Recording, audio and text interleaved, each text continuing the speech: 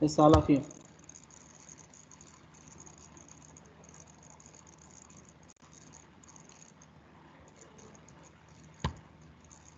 All of you. Are you viewing my screen? Yes, sir. Okay. Sir, Okay. Today we are going to discuss about these topics. So final is a keyword and super is a keyword.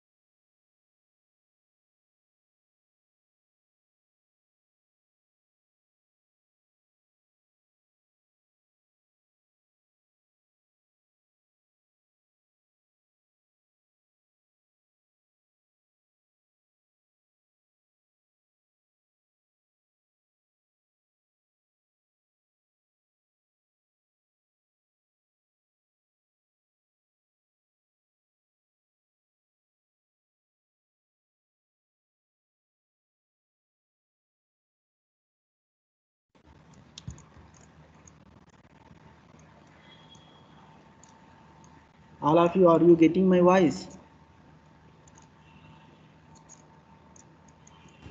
yes, sir. Okay, let us discuss about these topics: final keyword, super keyword, static keyword, and this keyword. Then we will discuss the constructor, arrays, and strings. Okay, coming to final keyword. Okay, this is a keyword in Java, final keyword. That means what? The final keyword in Java is used to restrict the user. Restrict the user. User access is we are restricting here. See, final keyword. Where we can use the final keyword? The final keyword you used in front of the variables. So that is called final variables. If you use final keyword in front of methods, that is called final method. If you use final keyword in front of class, that is final class. So if it is final variable, we can't change the value. If it is final variable, what we cannot do? We cannot change the value. If it is final method, we can't override that method. If it is final method, we can't override it. If it is final class, we cannot inherit it. You understand, right? See, final variable means we can't change. Final method means we cannot override. Final class means we cannot inherit it. We will see the examples of final keyword. So this is our Eclipse IDE. So we'll see examples of final keyword. See, final variable. I'm going to show about final variable. I created one class, final variable example. Then this is one main method. So I've written one variable. So that is declared as final. That means what? If I want to change in the middle, if I want to change the value of speed limit, I can't change it. It is showing error right here. See, if I remove the final keyword, the speed limit is what? 400, right? See the output.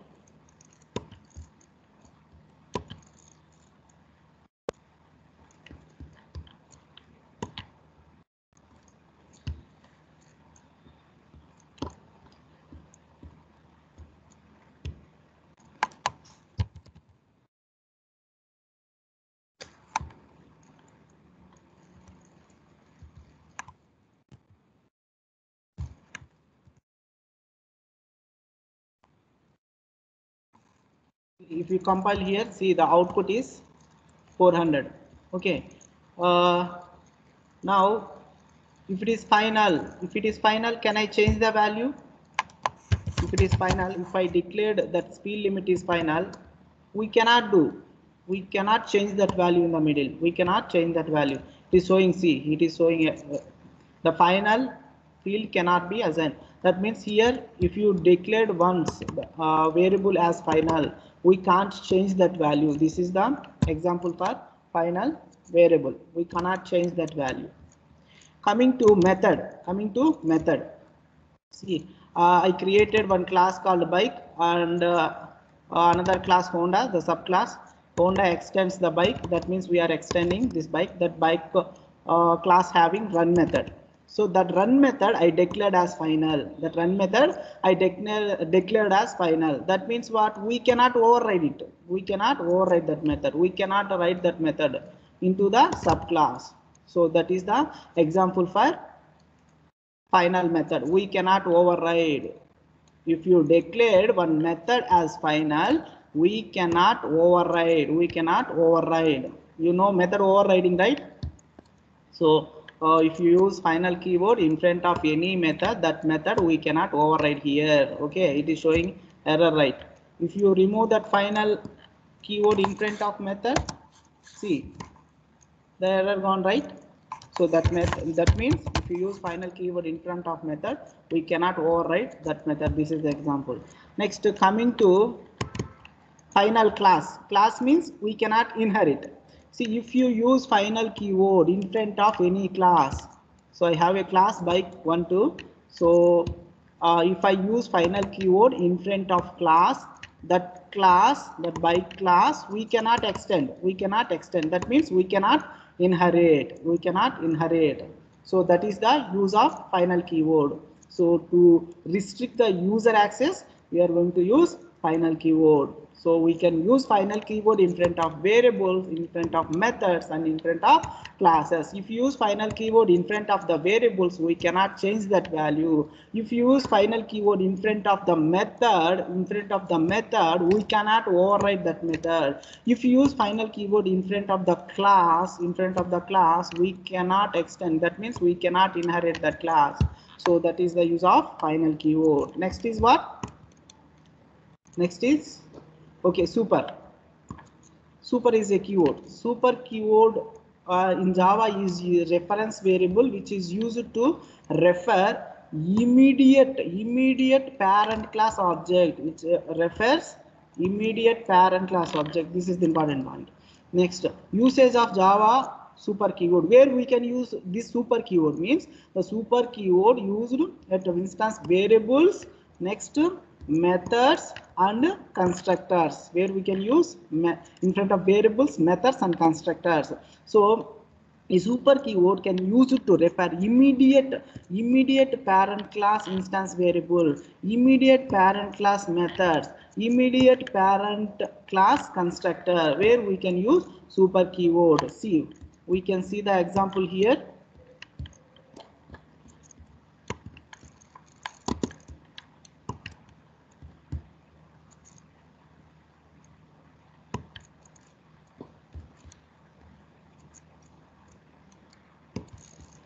See, we can use super keyword in front of variables, methods and constructors. Okay, variables. Coming to variables, see, here I created animal class, the dog class, that is extend animal class. So that having the string value color is white at animal class, then string color black at dog class, means child class. So if I want to print color, so if I use directly, I am going to print the color here. Color means it print only black. Why? So whenever the priority goes to local, if it is local, so this variable is local to this class, right? So if I use any system.out.println statement, it is going to call this value. Okay, that means it is going to print only the black color. If I want to print white color, how can I print that color is available in animal class. So if I want to print that color of super class, just I use super keyword in front of the variable. If you use super keyword in front of the variable, so that calls this color super class variable, we can call in this way, super dot. Okay, are you understanding? So if I print color here, which color is going to print? Only local variable value. Why? The priority goes to first to local variables, then goes to global variables, right? So if I want to call this parent class variable value, then I can use super keyword, super dot variable name. Then I can print the white color. See the output. See, black is local and white is parent class variable. Okay, in that way I can call here. I can call parent class variable data into subclass. Okay, right. So that here thing is what? The variables must be same. The values should be different. Then I can perform by using super keyword. You can access that value. You understand, right?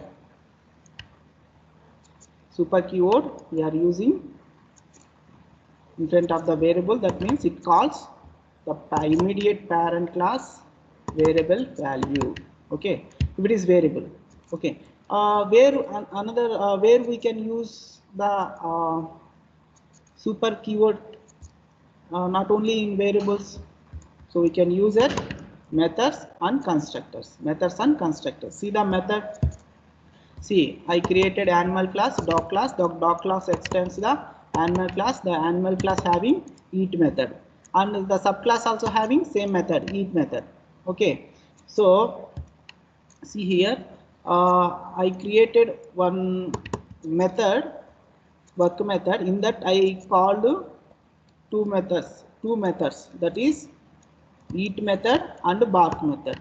If I use super dot eat method, then which value I am going to print? Which value I can print? This value. Okay. If I not use this super dot, so the output will be what? So eating bread, barking. This is the output. If I want to print superclass method value, then I can use super dot eat method. That means it is calling superclass method. Okay, now what is the output we are expecting? Tell me, what is the output? Eating, next barking, not eating bread. Okay, because I use a super keyword in front of the method. So super dot method name, that means it calls super class method that contains value eating. So eating and barking is our output. See, eating and barking. So I don't want to super method value. I want only local. Then see here, eating bread and barking. This value we can print. If I want to, here I want to print the super class method, then I can use super dot each method. Understanding? So in this way we can call immediate super class method or variable value, we can get it. Okay, coming to constructor, we can use super keyword in constructors also. See, it is going to open.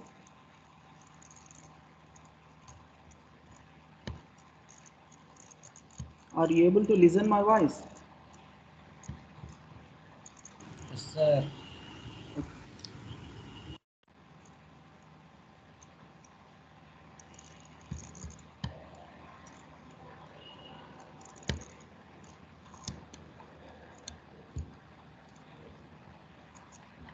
See, next to constructor. So here I created class animal. The constructor is animal. Then I created another class, subclass that extends animal class. The constructor of this class is dog2. There I used super I used here. That means what? It is going to call the animal class constructor. Okay, the animal class constructor here, it is calling animal class constructor. That means the output is what? Animal is created, then I called, then I print what here? Dog is creating. So if you create object here for dog, so the cursor will come here and is going for constructor. In the constructor we called super. That means it is calling super class constructor. Here immediate super class constructor. Here immediate super class constructor is what? Animal 1 2. What we printed there? Animal is created. Then animal is created. Then the next statement is what? Dog is created. The output will be like that. So in this way we can call immediate superclass constructor. Okay, so in this way I can use super keyword. You just practice these programs, then only you can understand. Okay, so after that we discussed the final super, then constructor. See the constructor, already we discussed in the class what is constructor and all. So in that we will see the different ways.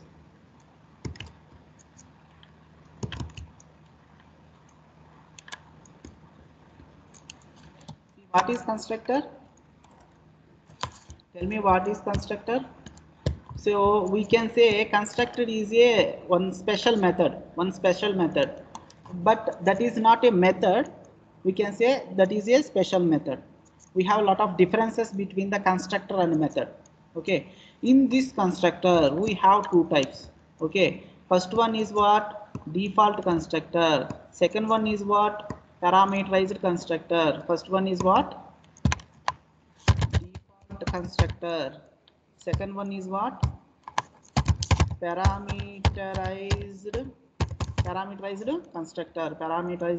constructor. Default and parameterized constructor. So constructor is same as class name, and it is used for initializing the objects. Constructor is same as class name and it is used for initializing the object. The constructor is two types: default constructor and parameterized constructor. Default constructor and parameterized constructor. Okay, and in methods we have method overloading and method overriding. Can I have method overloading, method overriding in constructor? You said, sir, you said constructor is a special type of method. Sir, we have method overloading, method overriding regarding to method. Can we have same like method in constructor, like constructor overloading and constructor overriding? Yeah, we have constructor overloading, but we don't have constructor overriding. We'll see that example. Okay, this is constructor example. Okay, what is constructor?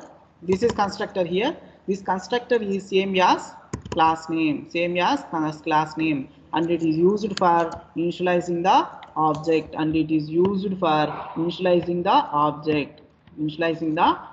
Constructor used for what? Initializing the objects. Okay, see here, I said two types of constructors we have. One is what? Default constructor. Another one is what? Parameterized constructor. See here, we have two parameters. Okay, so how many types we have? Default constructor. Next one is what? Parameterized constructor. So this default constructor is if you are not giving default constructor, the compiler automatically adds default constructor.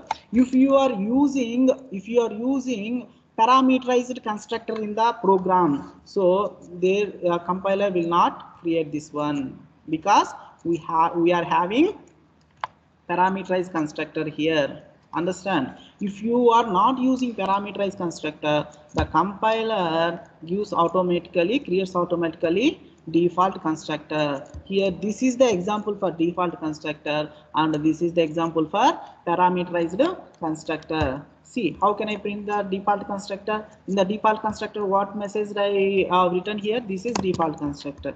Okay, how can I call the constructor? By creating the object. By creating the object. See, we printed already here. So by creating the object, we can call the default constructor. Okay, that is about default constructor. Next, coming to parameterized constructor.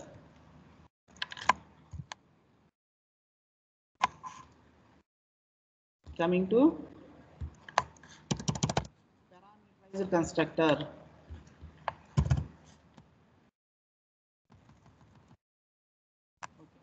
See here, this is what?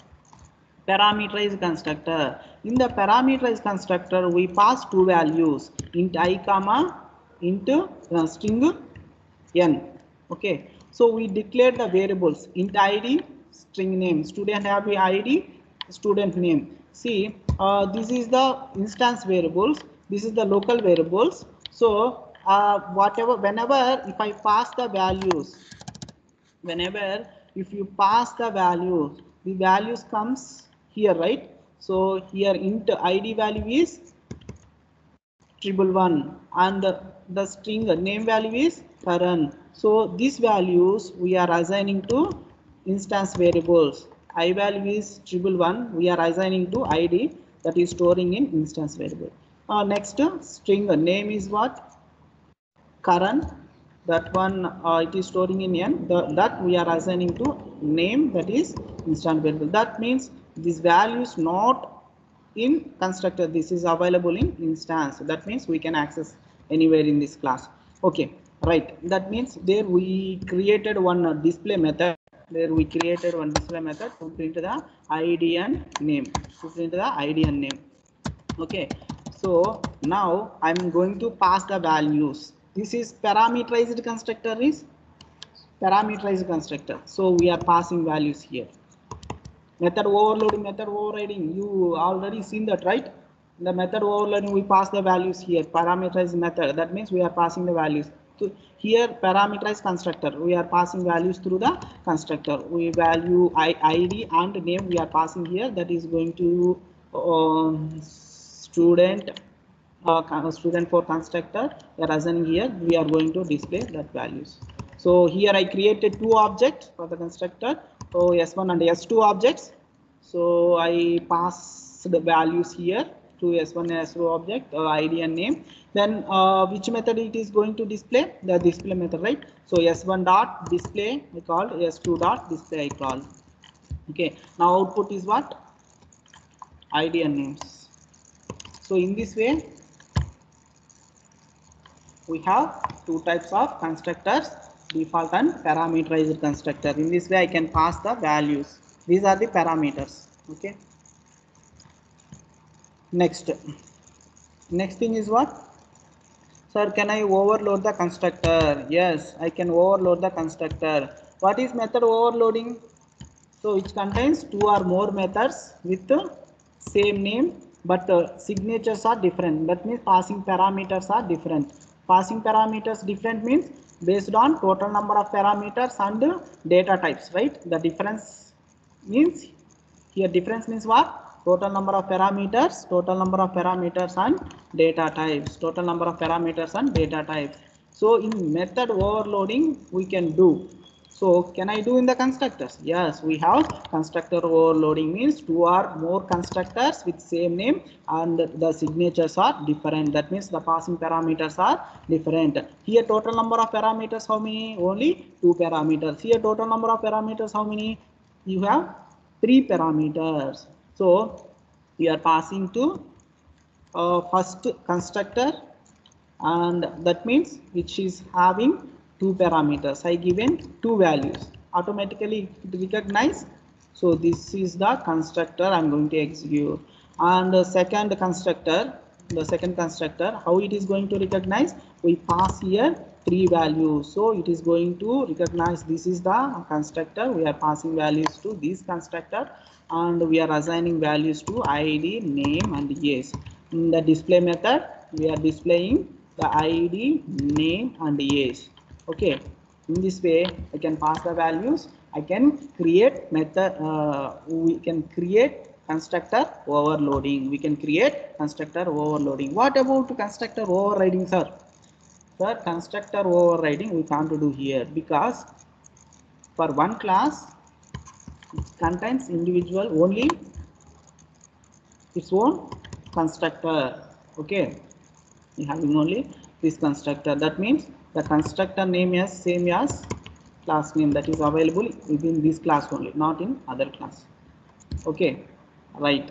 So this is constructor overloading. This is the example for constructor overloading.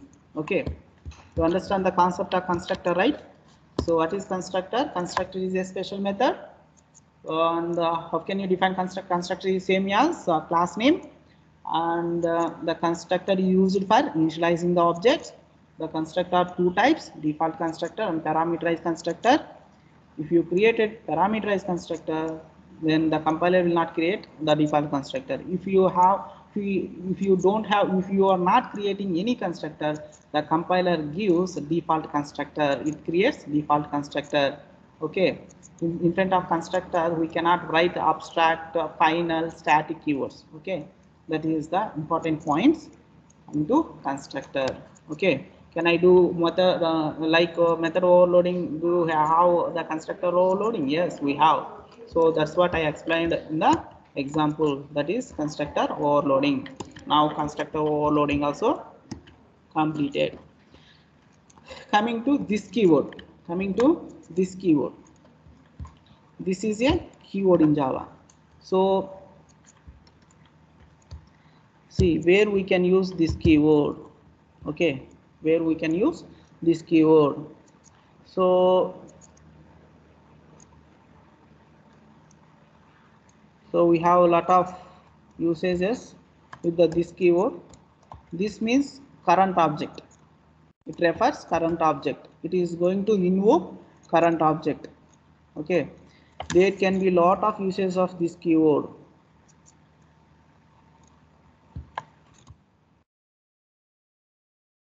See one example for this keyword.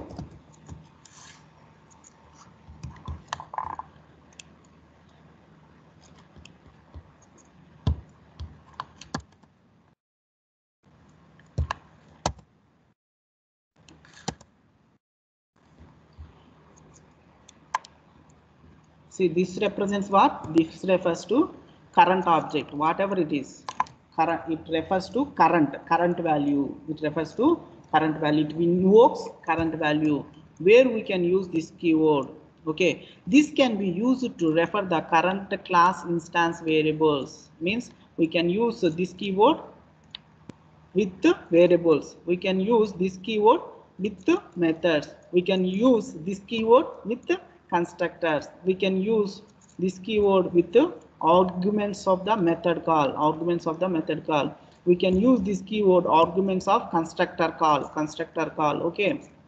So in this way we have many usages with this keyword. Let us see the instance variable. So it refers current instance variable, right? So we will see that example. Sir, how can I call this? How can I do this? We have one example. We will see that. Okay. See, let us see one example. We have a class student having student roll number, student name, and fee. So we created one constructor, that is student having roll number, name, fee. We are going to pass that values through the constructor. That's why I created here. Next, this dot, where I can use this keyword. See here with the instance variable. It refers to current instance variables. So this dot roll number, this dot name, this dot fee. If you are passing values, which variables we need to store here? Current value. So it is going to store current value. So in this way I created a constructor. I used this keyword with the variables. Now I want to pass the values through the constructor.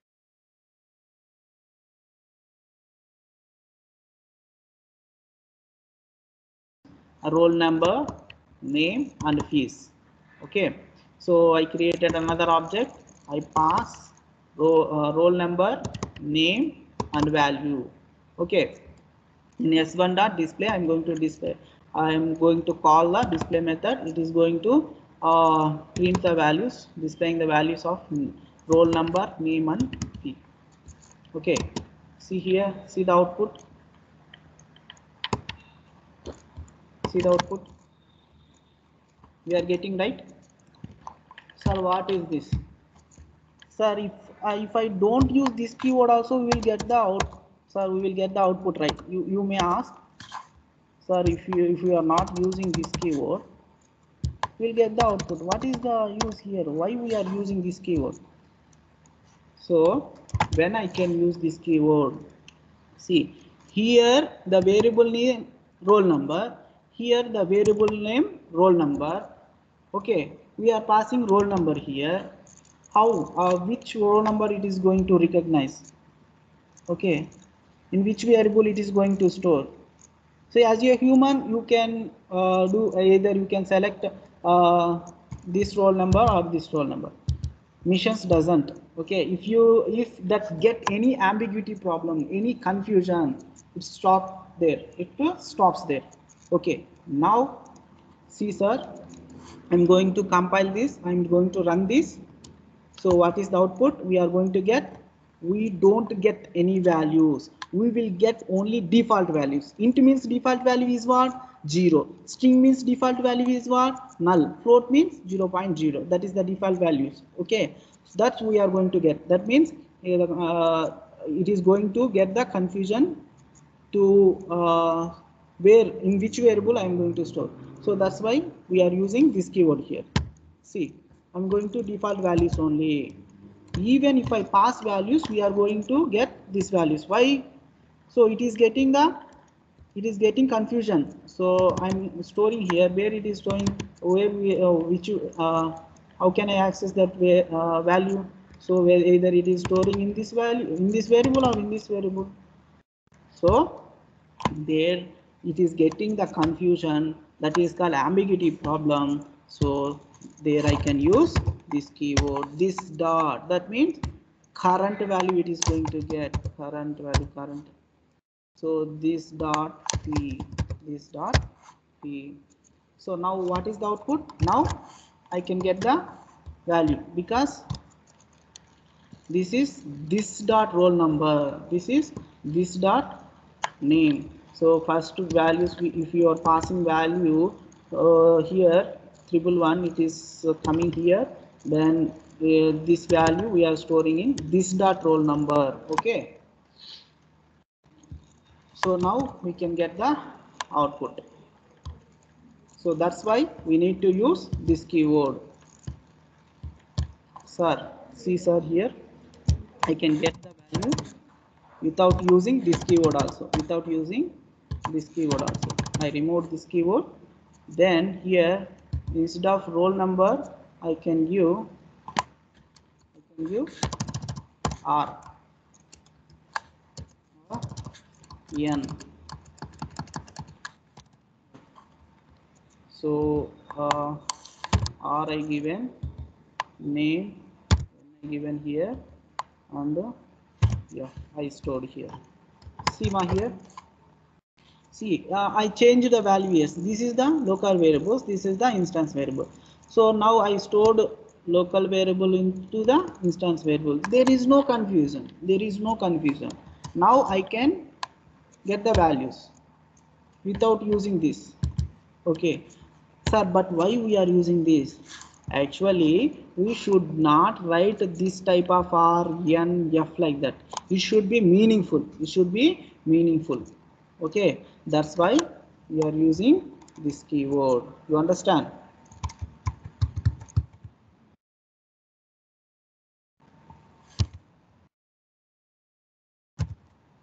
That's why we are using this keyword. Okay, without using this keyword also we can perform, but for meaningful names we should give in the program. So we should use this keyword to avoid ambiguity problem. Okay, not only with the variables, we can use this keyword With the method, we can use this keyword with the constructor. While you are passing arguments to the method call, we can use there. Whether you're passing the value, passing parameters to the constructor, there we can use this keyword. Okay, in this way we can use this keyword. If you are using, if you are calling the method, if you are calling the current method, so there I can use this dot m1. How can you call the method? This dot m1. If it is constructor, just this, the symbol. If it is method call, within the method I'm calling that. So the m of this. Okay, if it is constructor, that means we created object. Within the object we are calling the this, then we can get the uh, current constructor value. Okay, in this way, in various way we can get the current value. Okay, current variable value, current method value. Okay, constructor.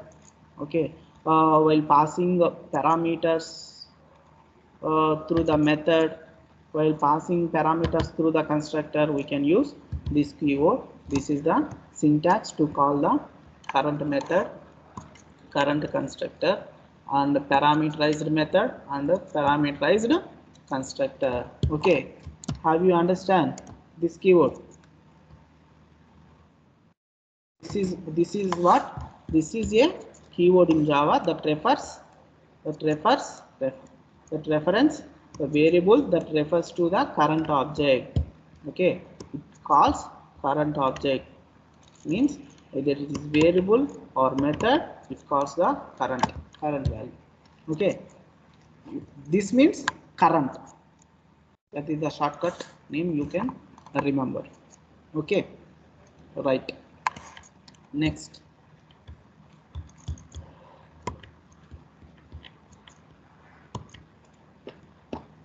Next is what? Arrays. Okay, actually arrays are already you learned in C programming, right? So I will give brief things about the arrays. See here, what is an array? Group of similar type of elements.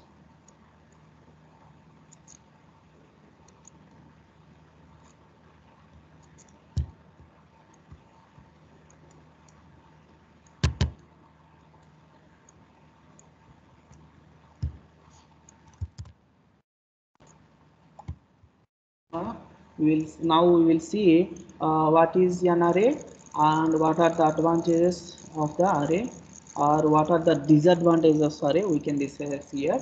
So array is what? Array is a collection of similar type of elements. It is going to store similar type of elements, only int type of element or only float type of elements. It can't store int type, string type, different type of elements we cannot store in the array. That is the drawback here. So array, how can you define the array? Array is a collection of similar type of elements. Only similar type means only it is going to store only the int type of variables, or it can store only string type of variables that stored in continuous memory location. Okay, the elements which has continuous memory location, that will be in continuous memory location. Now how can you define? An array is a collection of similar type of elements which has continue memory location, How the array will be? Sir, how the array structure will be?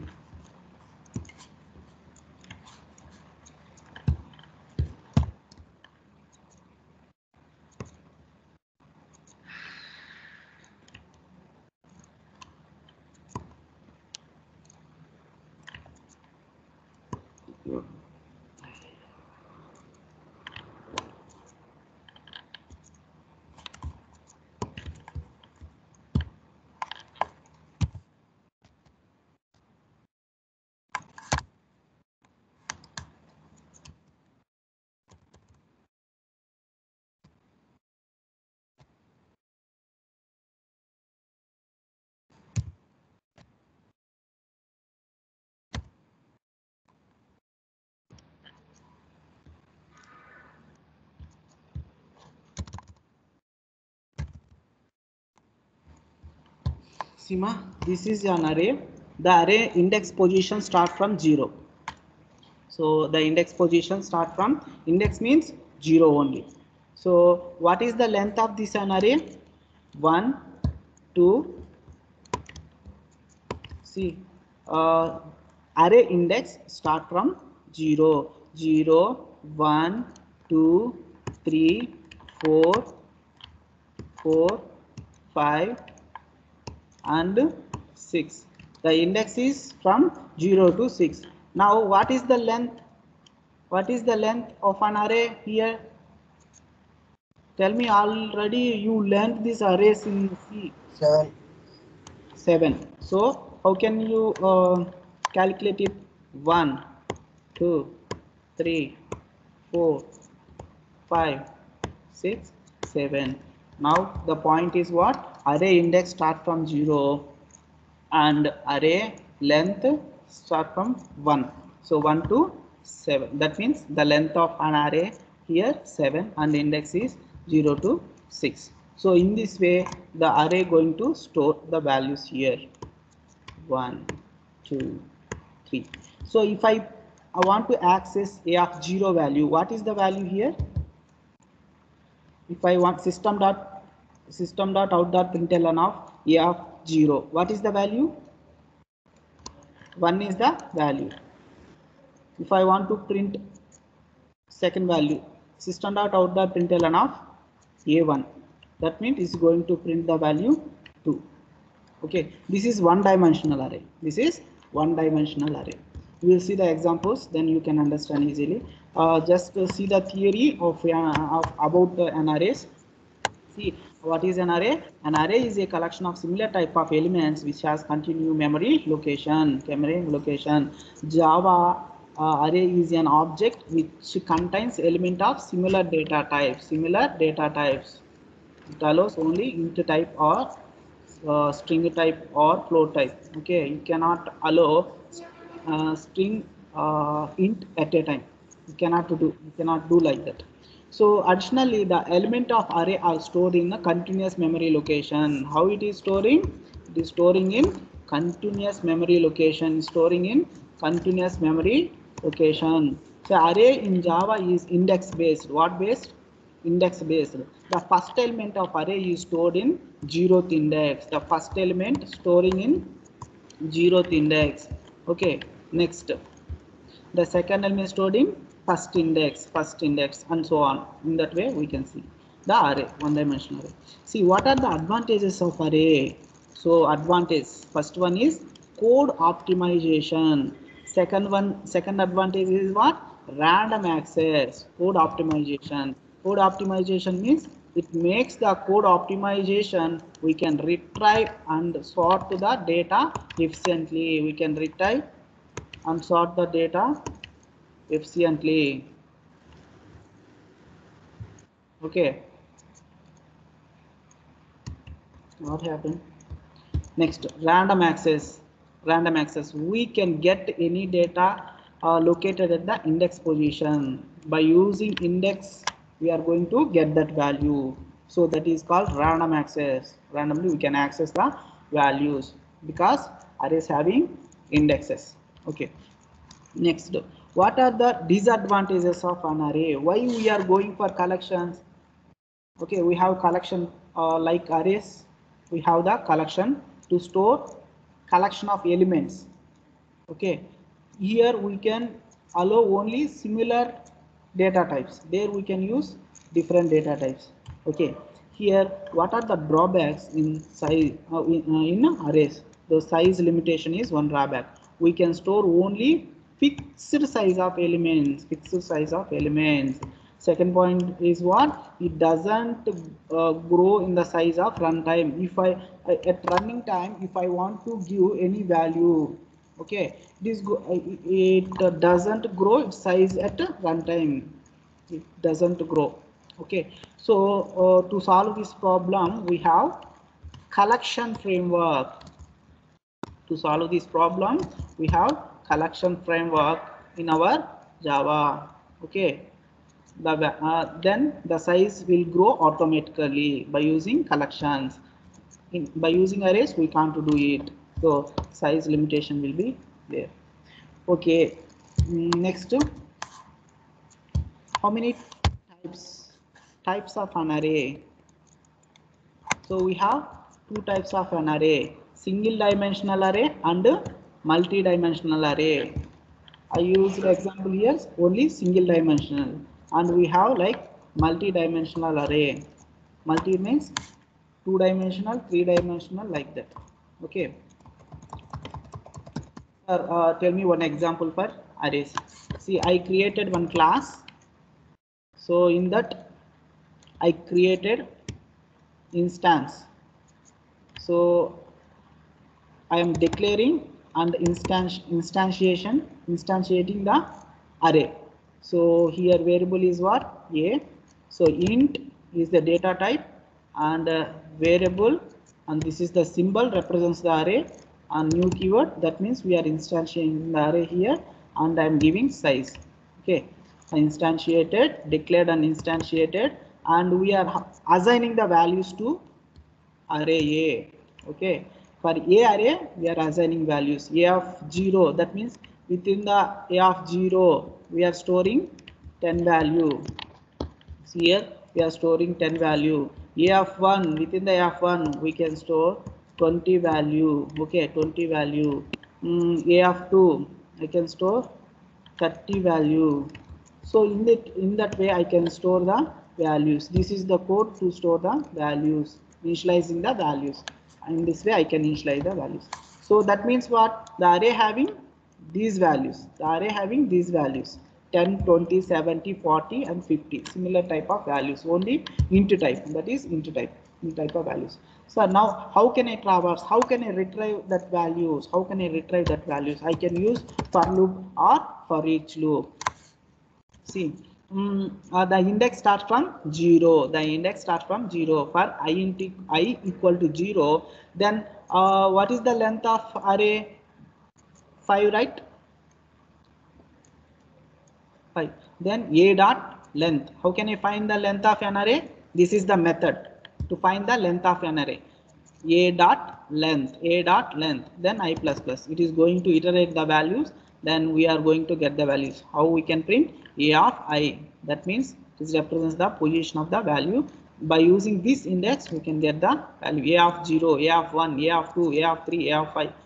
A of 0 means we will get the 10 value. It is going to iterate that value and it is going to print the values here. We can see that example. I can see the output here, then we can understand. Okay, so this is the output. Okay, this is the way we can create, and we can initialize the values, and we can traverse the values in arrays. Next,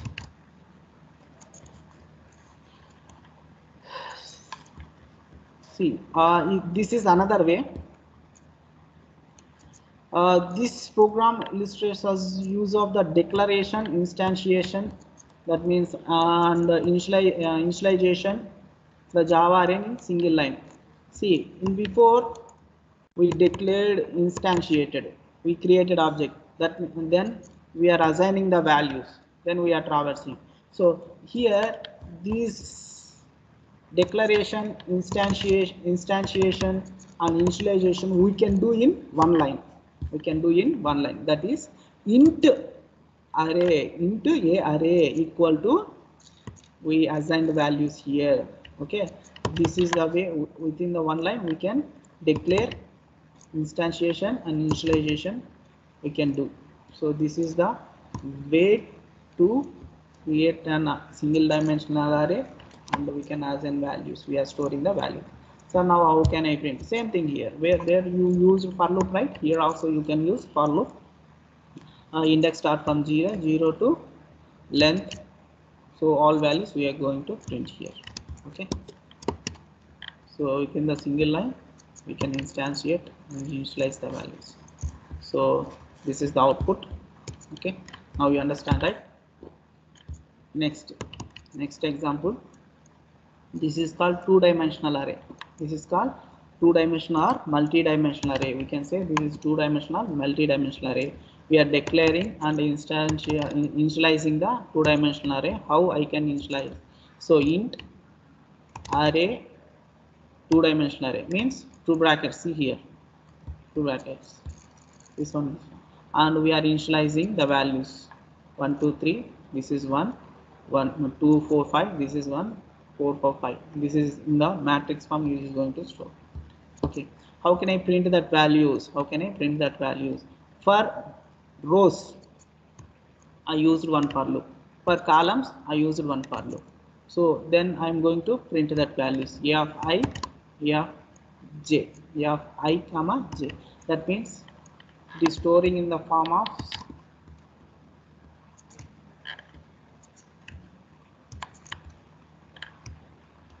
rows and columns. 0 0, this is the position of 0 0. Next to 0 1, next to 0 2, means 0 through 0th column, first column, second column. Next first row, 0th column, first row, first column, first row. Next second column. So in this way it is going to store. In this way it is going to store. Okay, multi-dimensional array. Okay, now how can I traverse that values? A of I and j. So for giving space, I used concat operator and string quotations here. See now the seed output. So it is printed in this. You already learned these arrays in C, so you can analyze it. Next, another example we can see this multi-dimensional array with A and with B. So we have two arrays here, A array and B array. So we are performing addition operation of two matrix. So we declared and initializing the values, and this is another array we are going to store that A comma B result in this. So how can I traverse? By using for loop, for rows traversing, for columns traversing, and then the values we are storing in C of ij. Okay.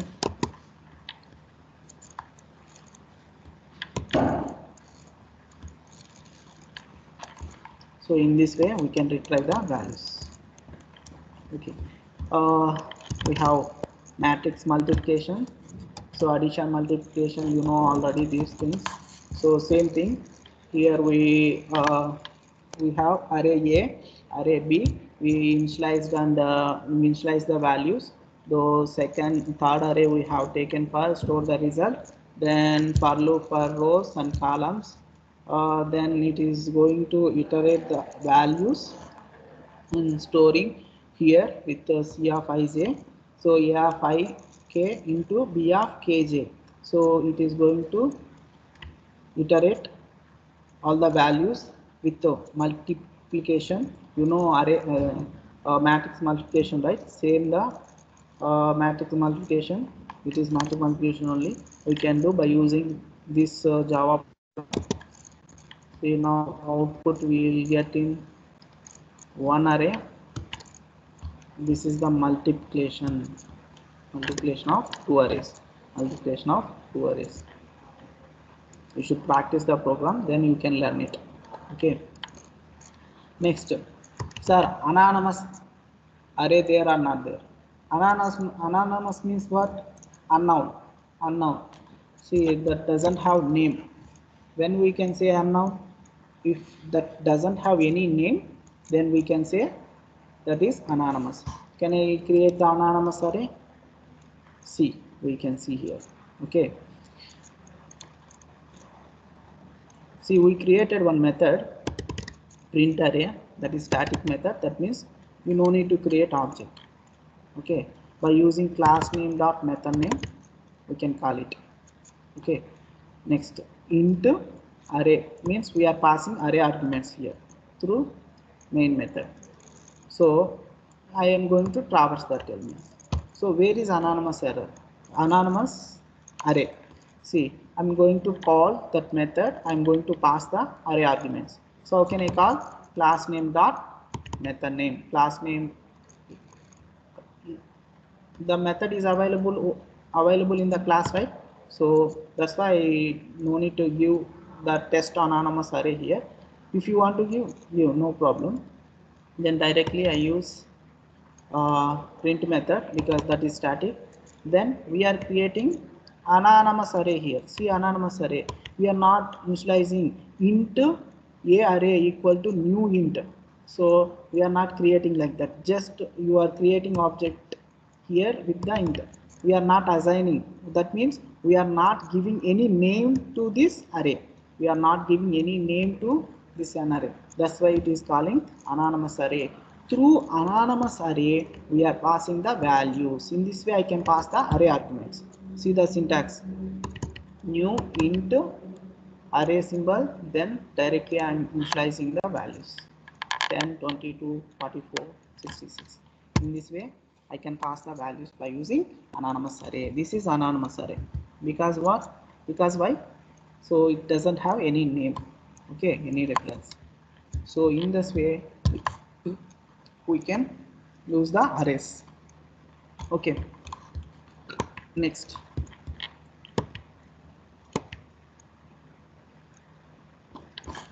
uh, next next concept is static. We discussed final, super, constructor, this, and array program. Next I'm going to discuss about static, then we will see our topic strings. Okay, see what is static. Static means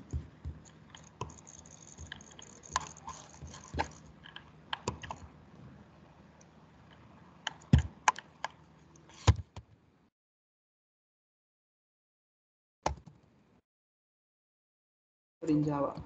Static is a keyword in Java. We can use static keyword in front of variables.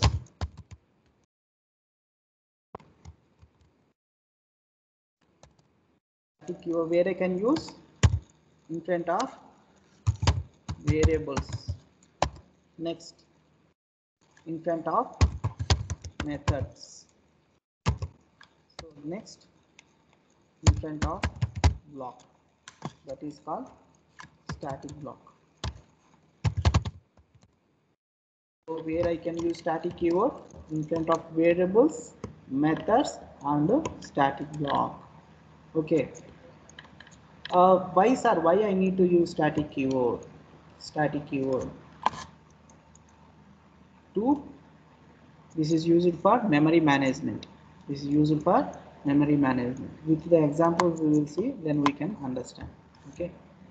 Static keyword where we can use variables, methods, and static block.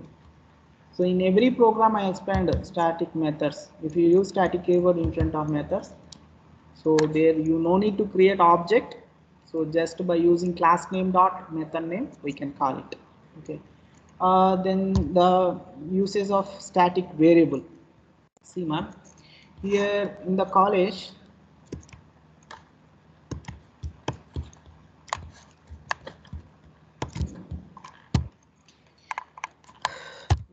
class,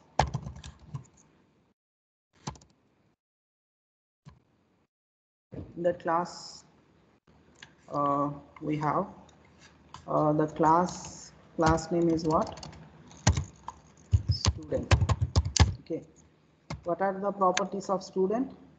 Student ID, int, SID. Okay.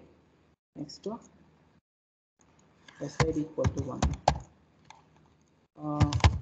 String student name.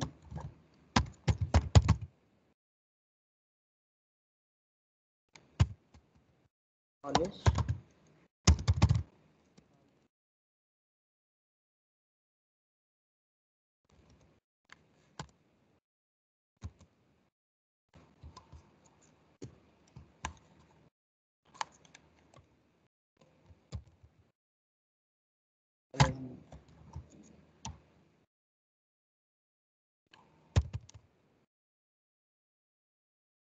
is what type?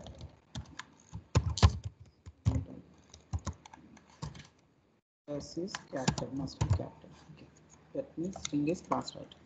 Okay, now see here, for one student I created like this. For one student I created like this. Next, for other student. Next, for third student. For the student. In that way, for every student I need to give the values. So here common thing is what, ma? Student ID is different, student name also different. Here common thing what? Common thing is what? Here common thing is college name.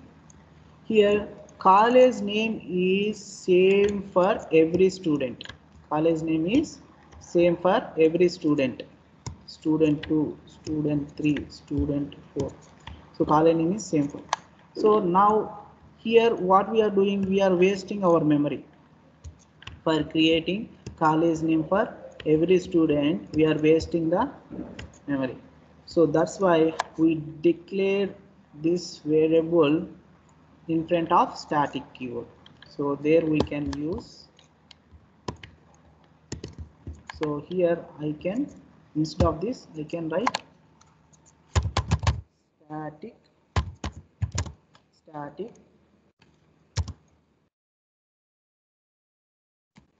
static college name. College name equal to C. Okay. If you declare static keyword in front of that variable, that is going to be allocate memory in class area, where it is storing, it is storing in class area.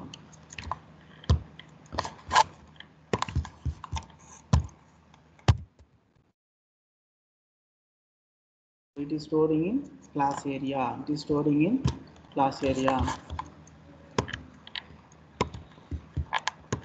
So it is not storing in heap area.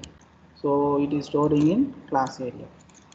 So this is the usage of static keyword.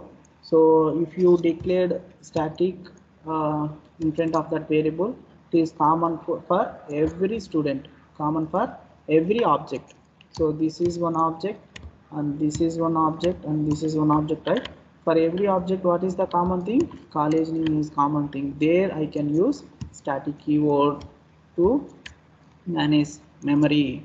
So we don't waste our memory if you use static keyword. That is the use of static keyword. We can see the example, then you can understand that. Okay.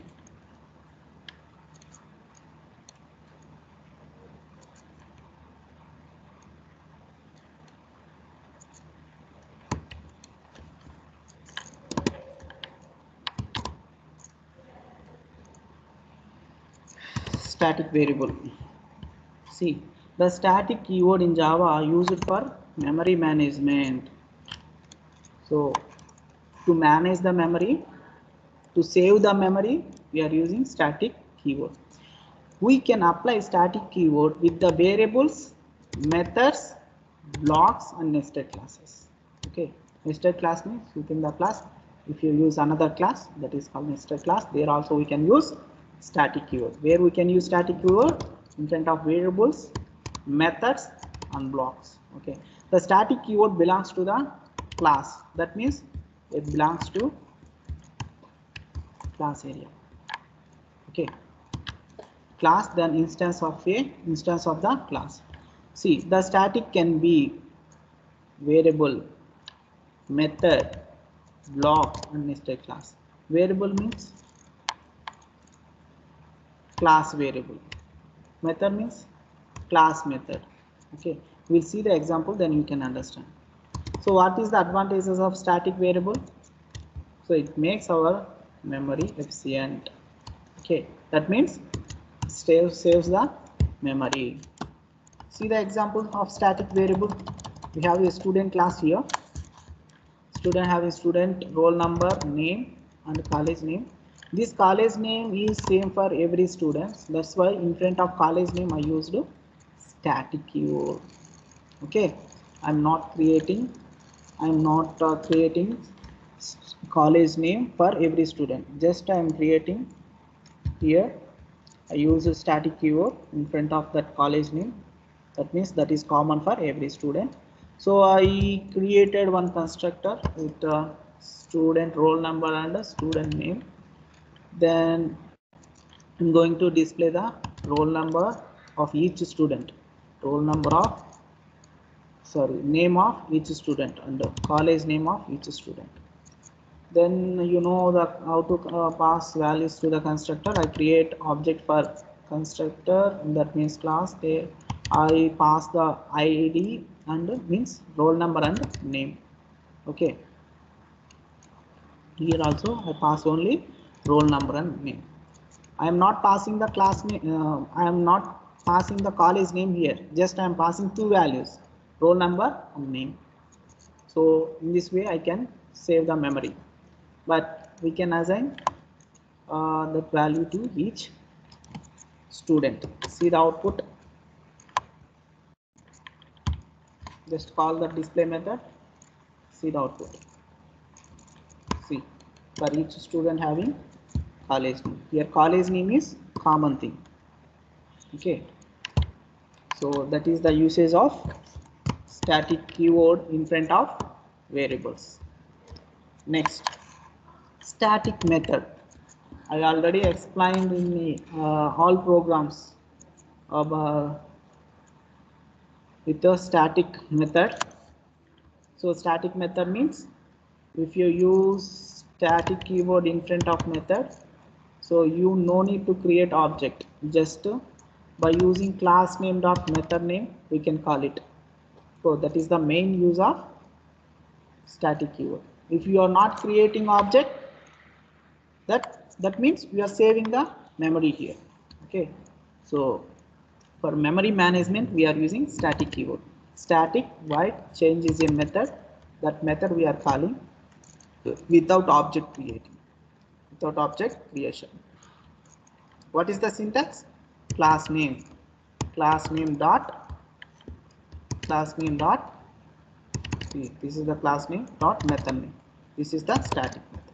In this way we can call the static method. Okay, remaining same thing, we are passing values through constructor and we are calling that method. Okay, it is static method without creating this object we can call. This is the usage of static method. Next, static block. Static block. Sir, actually this static block, uh, we have one interview question like, without creating main method, can I execute the Java program? Can I execute the Java program without using main method, without writing main method? Yes, all of you. Can I write Java program without writing main method, without using main method?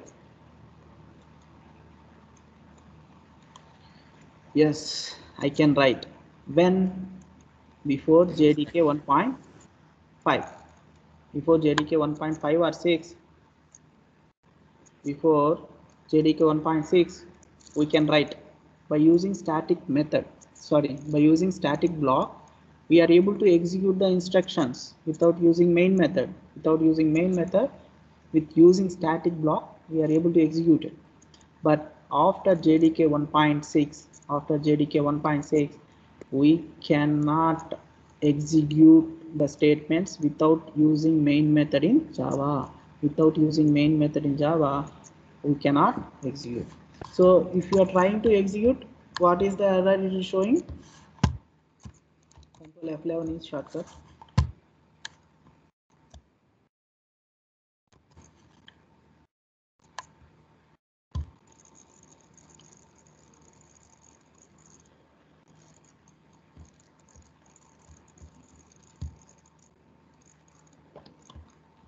It is executing other than, not this one.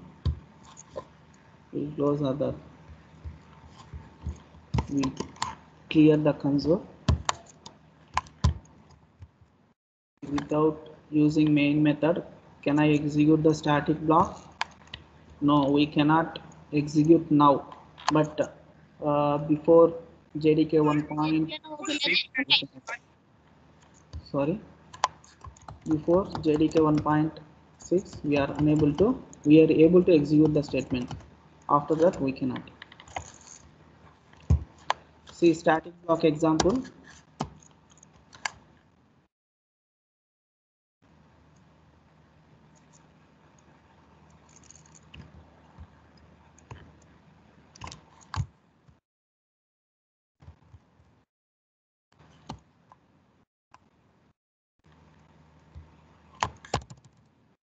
See, this is a static block example. See, I created static block. This is one static block. This is one static block.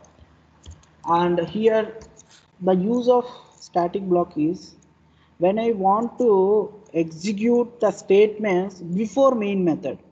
If I want to execute any statements before main method, there I can use static block. That means the preference is, the priority is goes to static block, not the main method. Okay, now see, I have main method here. The execution start from main method, right? That means we should print first this. But if you use static block, the priority goes to static block first. Okay, that means it is going to print first this static block, next this static block, then only it is going to print the main method instruction, that is hello world. See, this is first static block, this is second, and this one is third main method. You see the output.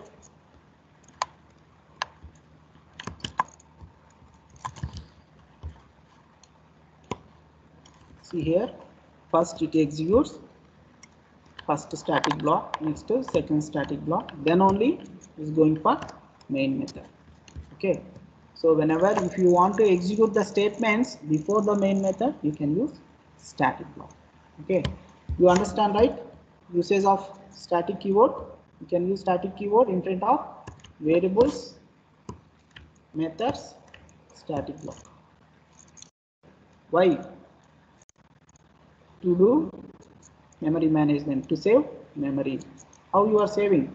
With common value, you can use static variable. If you are using static variable in front of method, there is no need to create object. You are not creating object means we are saving the memory. So in this way we can use the static keyword in Java. Okay, right. Next thing is what now? Next topic. Starting this. Next to strings. Already some concepts we completed by using the strings. Next we are going to explain the string operations. I explained what is string and the different types of strings, string buffer and string builder, and their operation we need to perform, and the string operations we need to perform. And one of the important interview question there, the difference between string buffer and string builder. We are going to discuss about this now. Okay, see the string.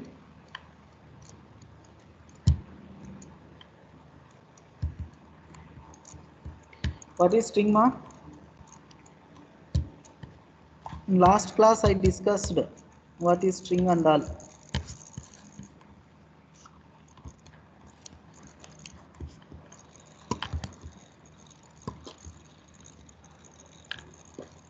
What is string?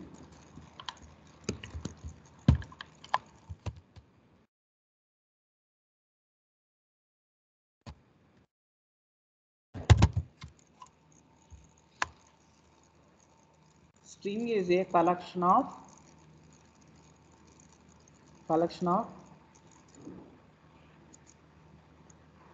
Characters. Characters which is denoted in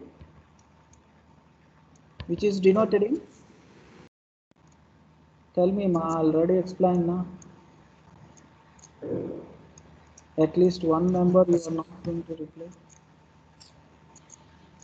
Okay, no problem, I can do my work. Okay, string is a collection of characters which is denoted with the double quotation. Okay, interview question also they will ask like a string is a variable data type or a class. Yes, a string is both.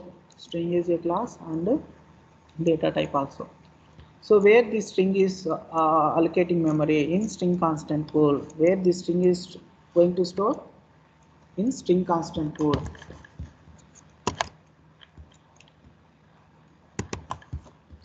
So this is heap memory,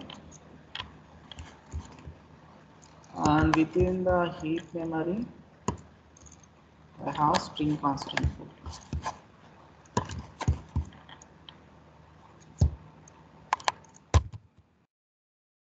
The heap area, this is string constant pool area. So where these strings are storing, the strings are storing here, storing in string constant pool. That string constant pool available in heap area. In JVM architecture I explained, right, 5 areas: class area, heap area, stack area, native method area, PC register area.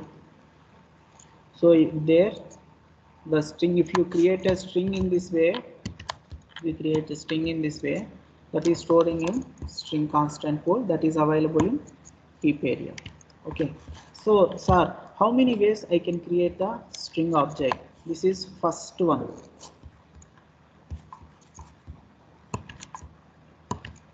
This is first string. So by using literal, string literal, by using string literal, by using string literal. Second one is by using string object, new keyword, new keyword. Okay, so how can I string s equal to new. I can create a string object by using string literal. This is the first thing. And the second one is what? By using new keyword. That means string s equal to new string. Okay. In the stack area, we have like this.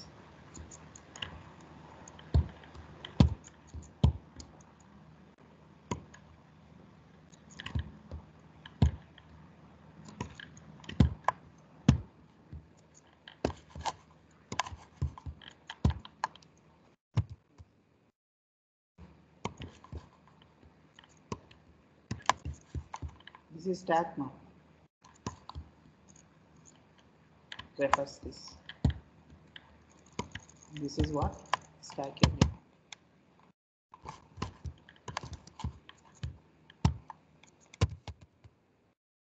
Okay. So in this we have object reference that points to the string constant pool if you create objects in this way. Okay. We can create string objects in two ways, by using string literal and new keyword. Okay. Right. So that's about strings. We have a lot of operations. We can perform a lot of operations by using strings. We'll see that examples. So these all are, I prepared all string methods, string operations. So in the interview also they will ask, tell me some string operations and uses. We need to write one string, multiple string operations. We need to explain there. Okay. What are the string operations we have? String concat, caret, compare, contains. Okay. Get bytes, two lowercase, two uppercase, value of. Lot of string methods we have. See, this is caret method, then concat, then end with next equals, contains, Next, compare to method, compare to operation. Next, equals.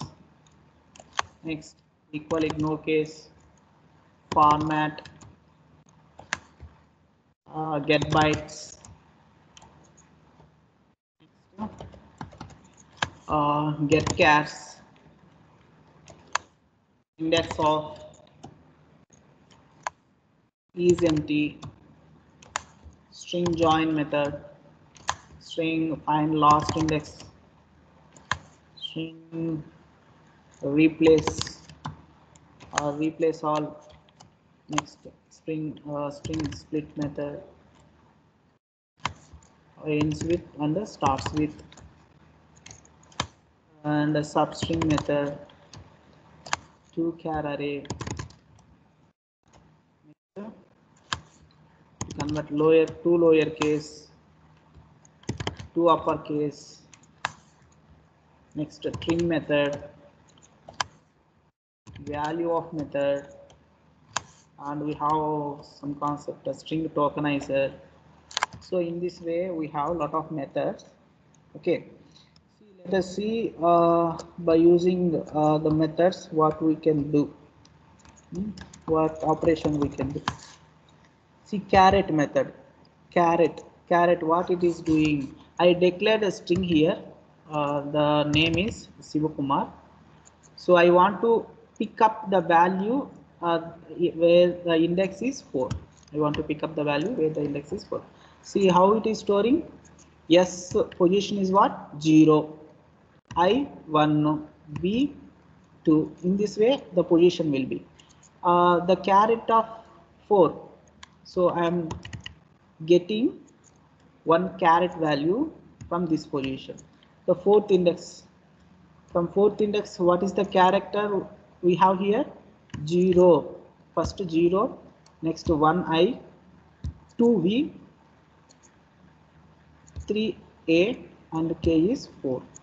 Okay. Now see the output. See the output. Caret method, right? We call this method. We no need to create object here because I declared that method is static. Okay. From the main method, I am going to call the caret. Okay. Caret. What is the output? We're going to pick up the value, one char value we can get here, ck value. You understand, right? Index start from 0. 0 is yes. In the 0 position, what is the value? Yes. 1 position I, 2 position B, and 3 position A, and 4th position is what? K. That's what we are printing here. Their output is what? Concat operator. Concat. Can I concat the value directly to the string? No, we cannot do, because it is storing in string constant pool, right? We cannot change that value. If we are trying to change, then store it is in another variable, then we can display it. Okay, concat operator. What is the use of concat? It combines two values, two strings. Here string 1 is Java string. Okay, I am going to concat. See, by using concat operator, I am trying to concat add the value. String is immutable. String is immutable means what? Mutable means we can change it. Immutable means we cannot change. String values we cannot change because the string value is storing in string constant pool. We cannot change. So if you are trying to concat it, the output will be what? I concated is immutable. I am trying to print the S1 value. Now the output will be only S1, not this value.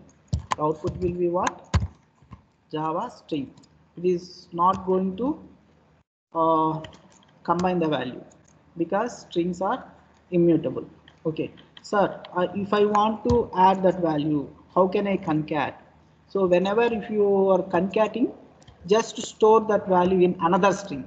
Just store that value in another string. So we given reference to here. Okay, Same string I used reference s1. We are storing s1 dot concat of this value, and I am storing in s1. That means the s1 having Java string is immutable, so assign it explicitly. That is our output here. Now can I see the output? So call this static method in the main method, then we can execute it.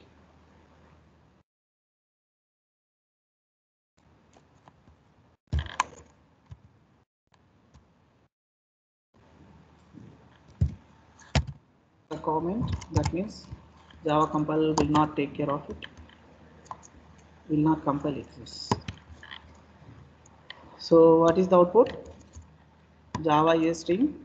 If you are trying to concat it, it doesn't concat because it's stored in string concept bool. Whenever while you are concating, it is assigning to another variable. It is assigning. So then we can do concatenate operation. Okay, right. That is concat.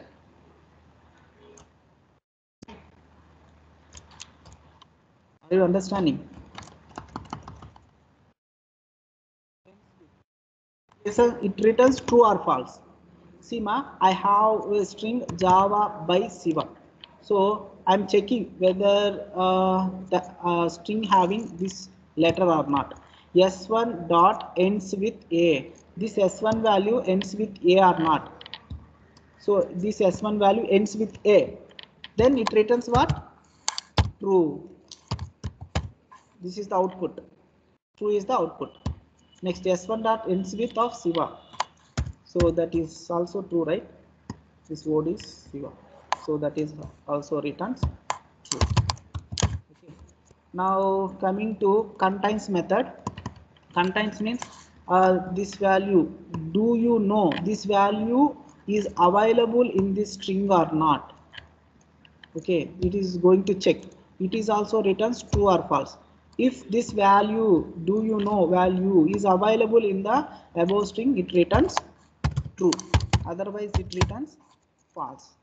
About is available in this line, in this sentence. About is available, yes, it is available. That means it returns true value. Okay, the output is true. The name dot contains of hello, not there, right? Hello world is available in this sentence. No, that means it returns false. The output is false. Compare to, see, compare to means here we need to know first the three rules. If s1 greater than s2, that means it returns positive number. If s1 is less than, the first value is lesser than the second value, then it returns negative number. The first value is equals to second value, then it returns 0. So this is the condition need to know. So s1, s2, s3, s4 and s5 different values are assigned. Here I am going to compare these strings. S1 dot compared to of S2. S1 value is what? Hello. S3 value is what? S2 value is what? Hello. Both are same, right? Both are same. That means it returns 0 because both are equal. Next, S1 dot compared to of S3. S1 dot compares to of S3. Both values are different. Okay. Which one is greater? S1 is greater or S3 is greater? So S1 is greater means it returns positive value. S1 is lesser means it returns negative value. Here S1 is what? H. Here S3 was M. That means H I J K L M. M is 5 times greater than to H. That means S3 is greater.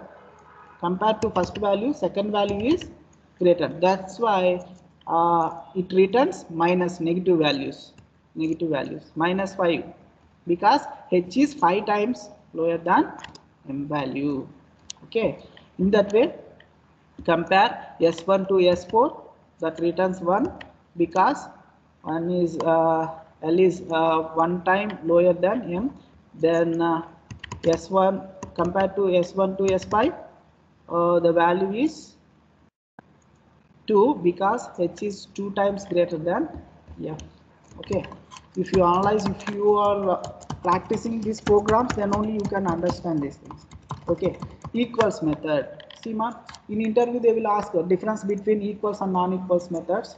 So, not double equals method, difference between equals and double equals method must be, they will ask there. So, try to listen clearly here. S1 dot equals of S2. So, both are same. Then it returns true. S1 dot S1 dot S3, S1 dot equals of S3.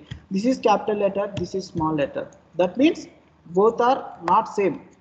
So it comparing the values. Equals is used for what? Comparing the values. While comparing this value, both are not same. This is capital letter, this is small letter. Then it is going to return false value. Okay. Equal ignore case. See here S1 dot equals of, see S1 no S3. See S1 and S3. S1 dot equals of S3. So both values are same, but this is in S3 in capital letters and S1 is small letters. So you are using equal ignore case. Equal ignore case. That means it is ignoring capital or small, uppercase or lower case. It is ignoring. So it returns true value there. Okay. So in this way we have a lot of operations. Just you can go through. I already shared this document. Okay, already time up now 12:40. So in the next session I will discuss other topics. Okay, till the strings you need to prepare. Okay, and one more thing I forgot, the differences among the string and string buffer and string builder. We have string buffer also. So string buffer means we need to create object for string buffer and you are assigning the value. Here to concat value to string buffer, there you used concat operator, but here we have append method. Append method. Okay, if you want to insert the value in particular position, we have insert method. Okay, insert method. If you want to replace method, we have here delete the value in a particular position, we have the delete method. And if you want to print the string in reverse directly, we have the string reverse method. Same methods we have here, you just practice those are very easy. Then the main thing is what is the difference between string and string buffer and string builder. Here string, already we discussed the strings are immutable. Okay, that means we can change. Sir, when I can change, we can change that values within the string buffer. Within the string buffer, so we create the string buffer and if you append the values, you can append it directly. Okay, string buffer. That means string buffers are not immutable. Okay, strings are immutable, string buffers are mutable, and string builders also mutable. So what are the operations we performed in string buffer? Same operations we can perform in string builder also. Okay, string builder also. So here difference is what? Strings are immutable, string buffer and string builders are mutable. We can change it. Okay, next difference. So string buffer is what is the difference between string and string buffer? Sorry, string buffer and string builder. String buffer difference is what? String is immutable, string buffer is mutable. But coming to string buffer and string builder, string buffer is synchronized and thread safe. Synchronized and thread safe. But string builder is non-synchronized or non-thread safe. Thread safe means what? It is synchronized means it doesn't allow multiple threads at a time. We cannot perform multiple operations at a time. So okay, it doesn't allow the threads multiple at a time. So it allow one by one. That is called synchronization. That we can do in string buffer, but we are avoiding in string builder. Because of that, string builder is performance wise it is greater than string buffer. So regarding to performance, string buffer is less performance compared with string builder. String builder having high performance. Okay, that's all about today's session. So all of you, I think you understand. You just practice, then you can understand easily. So if you are not unable to practice means you can't understand now. So prepare for mid also. Okay, I already